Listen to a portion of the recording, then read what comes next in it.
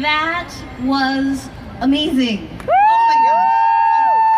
I think we got the party started off right. I think, yes? Yeah, I would say so. All right, so I have a couple of questions for you after this amazing performance. I'll go slowly so you can catch your breath. So now you understand why I'm a fan, because the work is incredible and it's so multifaceted. Like, there's so much. I really believe that movement is movement. Yeah. Like, it's not like this style or that style, and you all do such a great job of like incorporating that. Do you want to talk about what brought you to this form of dance? Is that an okay question to ask? All right, I'll start with Ephrat and then you can pass it around. Thank you everyone for being such a beautiful audience. Can you give it up for yourselves one more time? I love seeing people so comfortable, like laid out, having a picnic. It's beautiful. I'll do this all the time. What brought us here? The club. Yeah, we all dance socially together. We love house music. We love a lot of different kinds of music. We love hip hop. We love jungle. We love drum and bass. Everyone can talk. We like Vogue beats, we like Afro beats. There's a whole kind of, talking about lineage of dances and music from the African diaspora. And we all connected dancing socially at parties, at the club. Some of us battled each other early on, did some music videos together, a lot of different kinds of social interactions, but all for the love of the music. And I bet there's a lot of people here who feel the same way, that music is healing. Yes. Yeah, we really feel that. Like, we all are going out after the show tonight, you know what I mean? We love performing, but we also got to get it in whenever possible on various dance floors across New York City. So it is a joy and a gift to be here, and I will pass the mic. Want to talk about? Same question? Do you have another one? Same question? Well, I experienced my adolescence in the late 80s and the early 90s, so kind of golden era hip hop. And I am from Canada, actually, and I am a daughter of an immigrant. So when you grow up as the child of immigrants, you're really caught between two worlds. I never felt Chinese enough at home, and I never felt Western enough at school. And when I found hip hop, it felt like it just spoke to me. And I didn't know why at the time, and I stuck with it. I did all the dances. I learned all the party dances. I recorded on my VHS machine all the music videos that had all the party dances.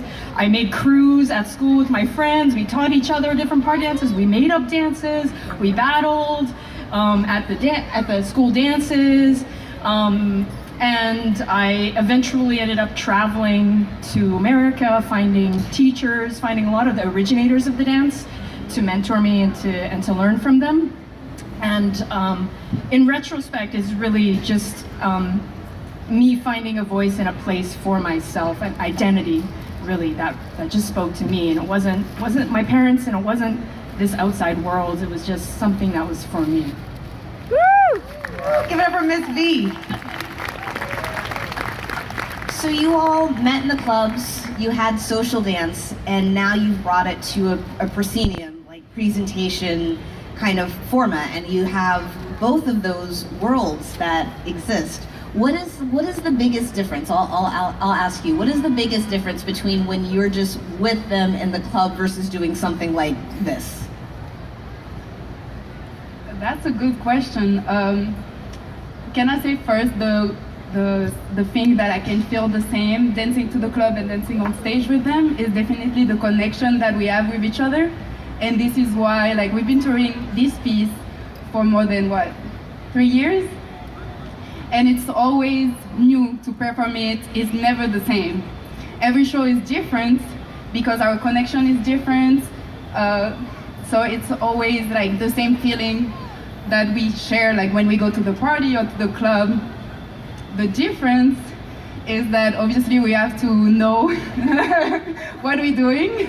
It's not just freestyle, even though there is a lot of freestyle in the piece. There is also moments where we have to know like the routine and like the rhythm. This like part when we do the whole percussion, body percussion, that's a lot to be together at the same time. So there is like differences, but there is also a lot of similarity with the clubs, and I think that's why we really love to do it.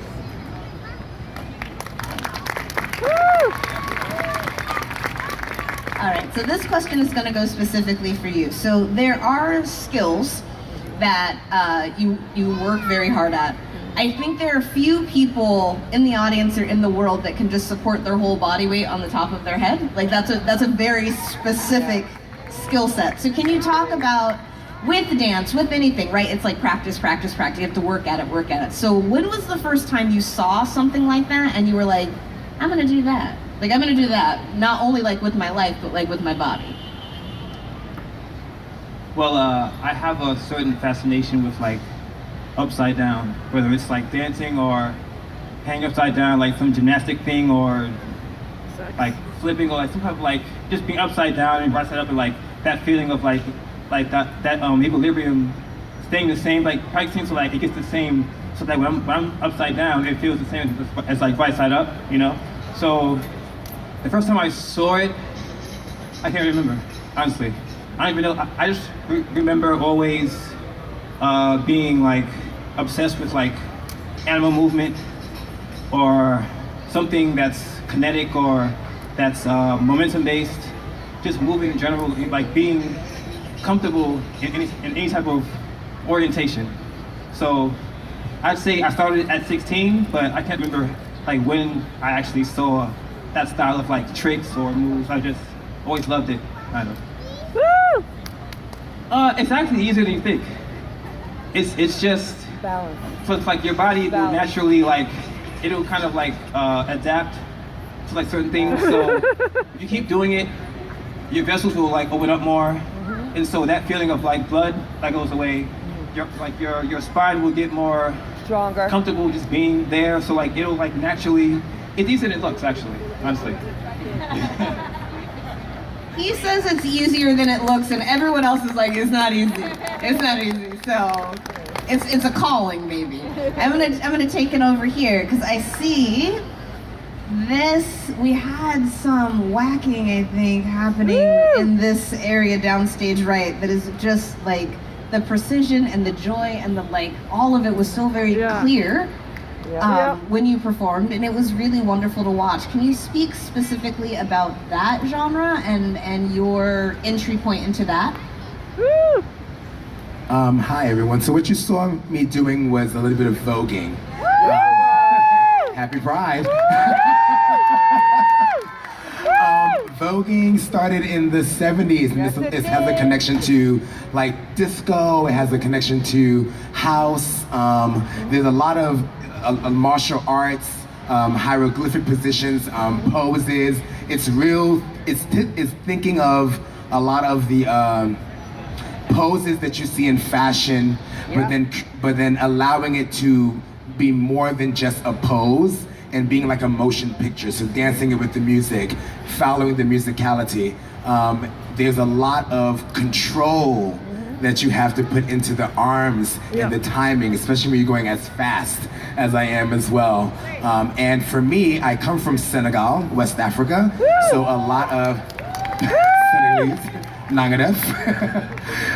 And with me, I see a lot of African movements and arm gestures that are in traditional West African dance. I relate that with a lot of the rotations of the wrist and the motion of the arms in the voguing, so that allows me to connect to it even more on a deeper level, and also allows me to have more vocabulary when I'm doing the style of Vogue as well. So yeah.